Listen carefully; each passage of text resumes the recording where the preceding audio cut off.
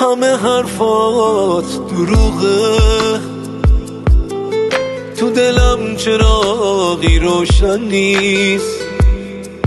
منو خوشبین نکن با حرف، وقتی عشقت مال من نیست، وقتی عشقت مال من نیست.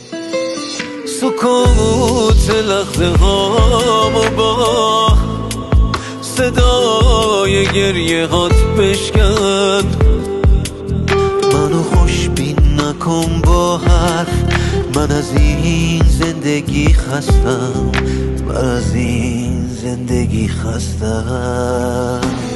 من برنگشتم تا خواهش کنم باشی، آخر همونی شد که انتظار داشتی. دلگیرم از خودم، با تو یکی شدم، برگشتم اون جایی که با تو رد شدم.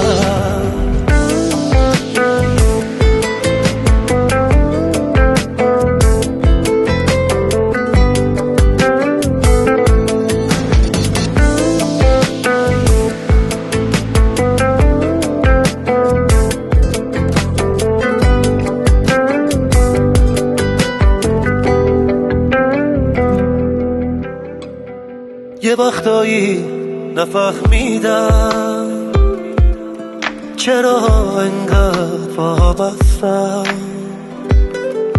به این حسی که تو ساختی، ولی خودت میگی خستم، ولی خودت میگی خستم. من برنگشتم تو خواهش کنم باشی، آخر همونی شد که انتظار داشتی. دلگیرم از خودم، با تو یکی شدم، برگشتم اون جایی که با تو رد شدم.